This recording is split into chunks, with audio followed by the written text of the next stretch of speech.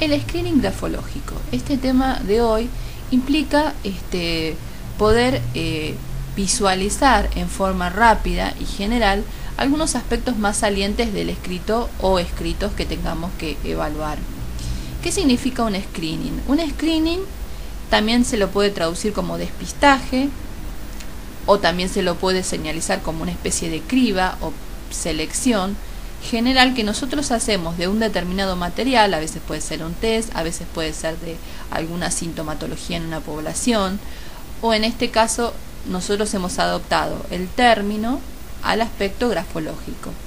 ¿Qué va a significar entonces desde nuestra propuesta hacer un screening grafológico? Va a significar poder visualizar en una escritura cuáles son los aspectos negativos y positivos, pero en realidad lo que se trata es de ver el grado de salud y enfermedad, porque no es para hacer un diagnóstico de personalidad, sino es para visualizar previo a cualquier análisis de un texto, más allá del campo de aplicación, si existen algunas perturbaciones de índole psicosomática. ¿Cómo vamos a realizarlo? Lo que vamos a hacer es mirar palabra por palabra, letra por letra, como haciendo un recorrido, como si fuera un escáner, como si tuviéramos un escáner con nuestros ojos, ir mirando línea por línea los aspectos que nos llamen la atención. Ahora, a continuación, haremos nosotros una pequeña práctica para que ustedes visualicen cómo es y entiendan cómo es este proceso. Pero también es importante diferenciar que nosotros vamos a hacer un screening siempre. Hay dos ámbitos particulares. En el ámbito clínico implica el trabajo previo a realizar el análisis grafoanalítico o grafotécnico de la escritura. No es lo mismo que yo diga, por ejemplo, bueno, voy a analizar la inclinación, o voy a analizar la dirección, o voy a analizar el orden y tomo todos los módulos. El hecho de que nosotros nos pongamos directamente a analizar una letra sin habernos metido en el mundo interno de esa letra es como que nos aleja y hace nuestro trabajo mucho menos singular. Tomemos en cuenta que más allá de que hay variables en común que siempre vamos a analizar, cada letra, aunque no nos parezca en principio, siempre va a tener una singularidad. Entonces, hacer un screening es una forma de captar las singularidades. Esto después nos va a permitir direccionar la forma en que iremos abordando. A veces, por ejemplo, en función de lo que encontremos, va a ser más interesante profundizar, analizar primero el orden antes que la forma o el tamaño, depende en donde hayamos encontrado la mayor irregularidad.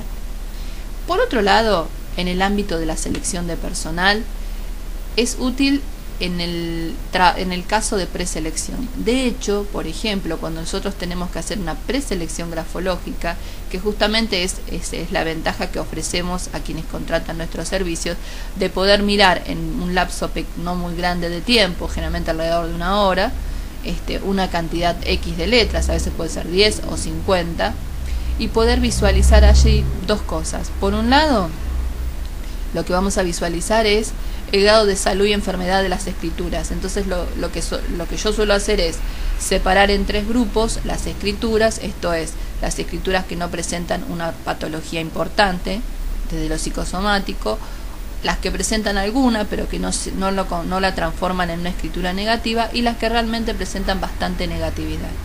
Luego de esa preselección, lo que haríamos es un segundo screening en donde vamos a visualizar en función del puesto de trabajo que tenemos, bueno, si esa letra reúne características de personalidad que se requerirían para esa tarea.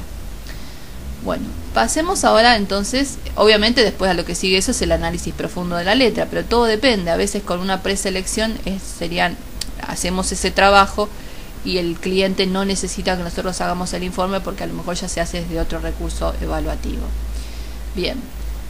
Veamos entonces, hagamos un screening conjuntamente de esta letra. Lo que vemos es que es una letra que tiene en principio desproporciones. Si arrancamos así como dijimos, línea por línea, vemos por ejemplo en la palabra gracias una letra G que invade el campo inferior, o sea, como que es una letra que tiene casi una longitud de 2 líneas. Es rápida en los enlaces, o sea, hay muchos enlaces por arriba, por ejemplo la R con la A, la R con la A. Después vemos que hay otro nuevo choque de zona. Los acentos son muy largos. La letra tiene un coligamento por momentos en guirnalda y por momentos en ángulo. La letra mayúscula F se hace con movimientos oblicuos y bastante agresivos o disparados, al igual que los trazos finales. Siguiendo, digamos, el recorrido, en cumplimiento vemos es significativo, seguimos viendo choques, por ejemplo con la P y la B larga de abajo, lo que sería un choque del estilo zona inferior o jamba invade y se superpone con la zona superior de la letra del renglón de abajo. Esto sería lo que hemos estudiado como un choque entre el ello y el super yo, lo cual es uno de los choques con mayor conflictiva, ya que implica como que el yo no puede operar porque es muy a nivel inconsciente. Después lo que vemos es el enlace de la O con la T, que es bastante regresivo, ¿sí? Y los finales lanzados de la letra siguiente en la letra E. Las AMPAs en general no son muy altas, sino más bien son casi una relación de 1 a 1, 1,5 a 1 con la zona media.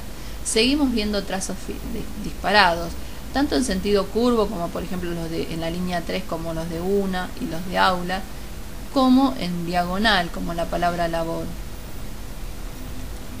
Es llamativo el bucle, el trazo inicial en bucle en la palabra con, en la C. Tenemos un bucle inicial con un disparado trazo final.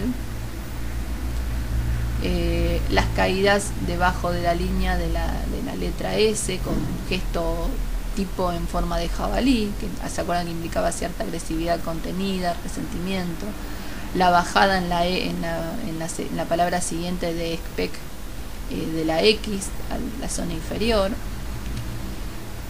Los trazos en la línea que sigue, los trazos en diagonal de la palabra, lo que sigue expectativas, las letras T, que son en bucle, y los trazos, las barras están puestas en el tope y en diagonal.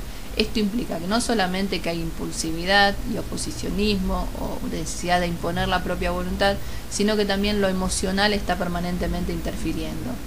Tenemos un inflamiento en el final de la letra S, que además cae en la tercera zona. En realidad después lo que seguimos viendo es las mismas características.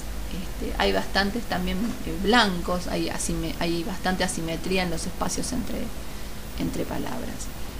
Como rasgo entonces de personalidad, ¿qué tendríamos? Con estos trazos finales lanzados y estos choques, que se trata de una persona de fuertes impulsos. Las jambas son bastante dominantes, y no solamente por la longitud, sino también porque encima chocan con la zona media. Lo que hay entonces es una permanente lucha entre el ello, jambas, y el yo, zona media, lo que tiene que ver a nivel conductal de que es una persona que permanentemente tiene una fuerte demanda de sus propios impulsos y de sus fuertes necesidades. Se suma a esto los guiones al final de las líneas, que hablan de un carácter bastante impositivo y bastante agresivo en las relaciones interpersonales, además del avallazamiento, porque tiene trazos finales en sentido horizontal, que no solamente se consideran como lanzados dentro de lo que es el aspecto tamaño, sino también como gesto tipo de la subjetividad, que se acuerdan lo habíamos estudiado en las clases de trazos finales con la letra de Napoleón. Esto es avasallamiento, impaciencia, impulsividad, pero también obviamente dinamismo.